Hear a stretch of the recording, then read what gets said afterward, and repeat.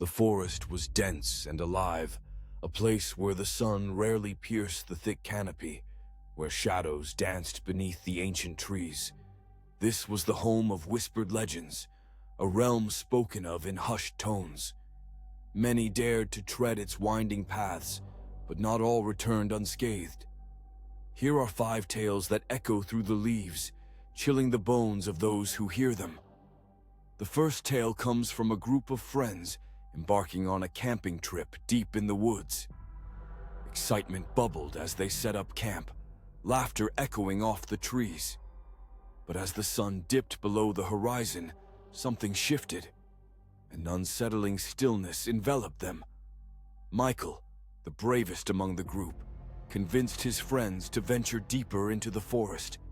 There, they encountered strange symbols carved into the trees, their meanings lost in time.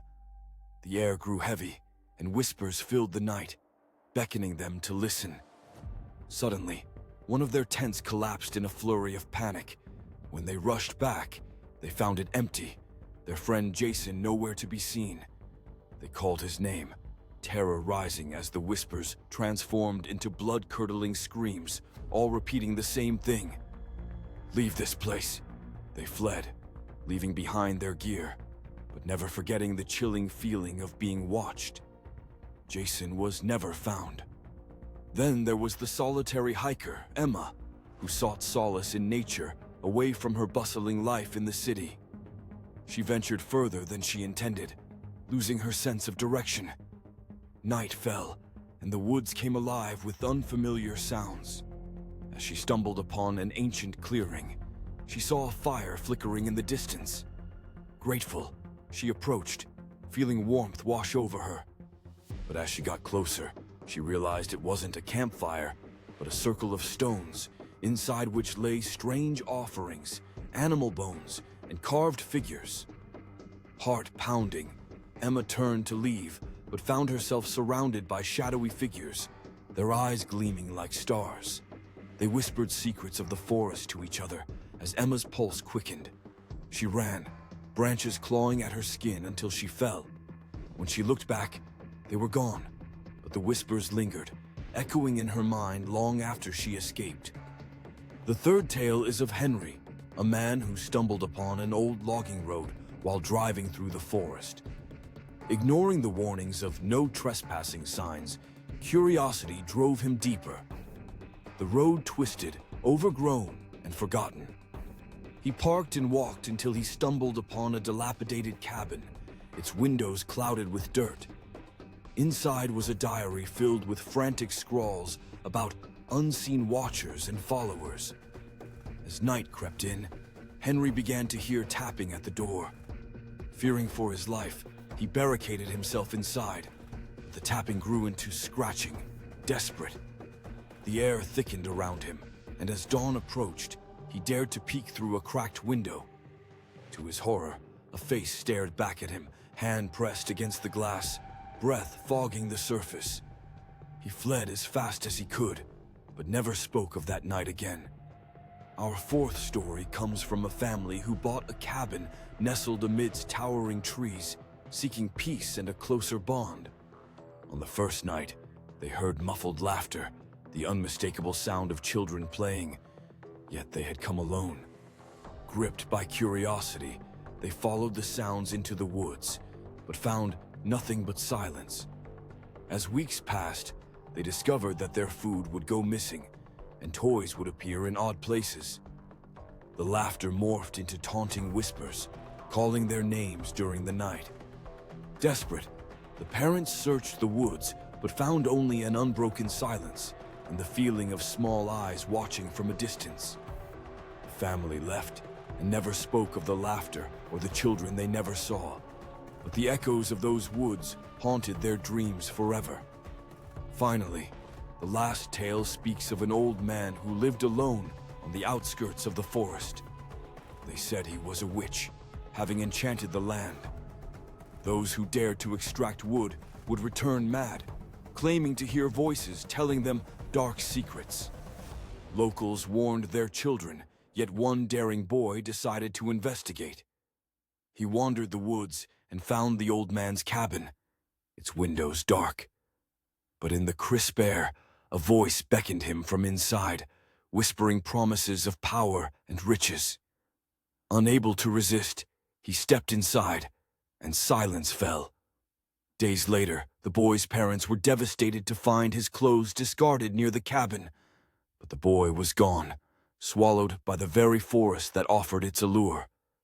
In his stead, the whispers intensified, tugging at the hearts of those who dared to walk near, always reminding them of what lay beneath the surface. The woods are a clever host, claiming what it can while feeding off the fears of those who linger too long.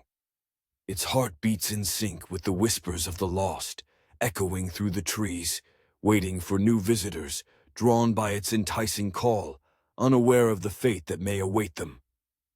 The house, still and quiet after Lisa's departure, became a shadow of its former self. Days turned into weeks, and the absence of life cast an eerie calm over the once vibrant walls. A couple of property management agents attempted to show the place, but each time, the potential renters felt an invisible weight pressing down on them, compelling them to leave before even stepping inside. Word spread, and rumors festered in the surrounding neighborhood, tales of muffled whispers and the unsettling feeling of unseen eyes watching. But the crawlspace remained undisturbed, a forgotten secret where decay mingled with despair. The man, still hiding and very much alive, relished in the silence left behind. He had only come out from his darkness when the world was asleep, cherishing the freedom of roaming through the house that had once been a haven. He found solace in the memories of Lisa, the sounds of her laughter, her restless nights, and the rhythm of her breathing, which had once lulled him to a bittersweet sleep. Months later, it was a chilly October night when another tenant moved into the house, unsuspecting and eager to start anew. Mia, an artist by trade, had always been drawn to the quirks of old homes. The charm of the place, with its vintage vibe and peeling wallpaper, wrapped around her like a warm embrace. She had heard the rumors but dismissed them as wild tales meant to scare off those with less resolve than hers. She loved the isolation, the way the autumn leaves danced in the wind, and how they crunched beneath her feet as she explored. Night fell, and her paintings began to take shape in the dim light of her living room. But as shadows lengthened, she felt the air grow heavy, like the sensation of being watched. The first few nights were filled with inspiration and a hint of nervous energy, but soon the unease seeped into her thoughts. Faint tapping would echo through the walls, more a whisper than a sound. And every so often, she thought she caught a flicker of movement in the corner of her vision. Then came the breathing. It started as a low rasp, barely audible against the backdrop of a quiet night. Mia brushed it off as the house settling, though the persistence of it gnawed at her nerve. She found herself sleeping with the lights on, but it did little to quell the discomfort that grew with each passing day. Then, one evening after returning home from an art show, Mia decided to investigate. She grabbed a flashlight and made her way to the small panel in the wall, heart pounding in rhythm with the stirrings of fear creeping back. With trembling hands, she pried it open, and the darkness yawned in response. "This is ridiculous," she whispered, peering in. What she saw froze her blood. Scraps of food, a small, tattered blanket, and drawings that lined the walls, depicting her in all manners of distress, tormented, trapped, afraid. She stumbled back, her mind racing. The breath quickened, echoing through her ears as panic bloomed. And then came the whisper, clearer than ever, seeping from the shadows. "You're just like all the others." Mia bolted, adrenaline surging through her veins, but in her rush to escape, her foot snagged the edge of a loose board, sending her sprawling across the floor. For a moment, everything fell still. She scrambled to her feet, the words echoing in her mind, claws of dread sinking deeper. As she turned towards the door, she felt a cold presence creeping behind her, the air shifting and the whisper turning into a growl. "Stay!" In a desperate bid, she ran toward the exit, throwing the door open with a force fueled by fear. But as she stepped through the threshold, she was met with the dark figure standing between her and the night beyond. The man, gaunt and wild-eyed, hesitated, his own desires tangled with something darker inside him. "No one has to leave," he croaked, a warped version of kindness threading through his gaze. "Stay with me. We can make beautiful things together." Mia, heart hammering, ducked into the night, an instinctive reflex born of survival. But the figure lunged, hands reaching out, pulling her back toward eternal darkness. The town woke the next morning to find the house abandoned, fresh paint glistening under the sun, windows thrown open, inviting curiosity. Rumors grew, stories of vibrant sketches left behind in the living room, a canvas still awaiting a final stroke that never came. Mia was never seen again, and a quiet dread wrapped itself around the house once more, whispers echoing through the walls, forever waiting for the next unsuspecting soul to wander in, unknowing of the shadows creeping just beyond their reach.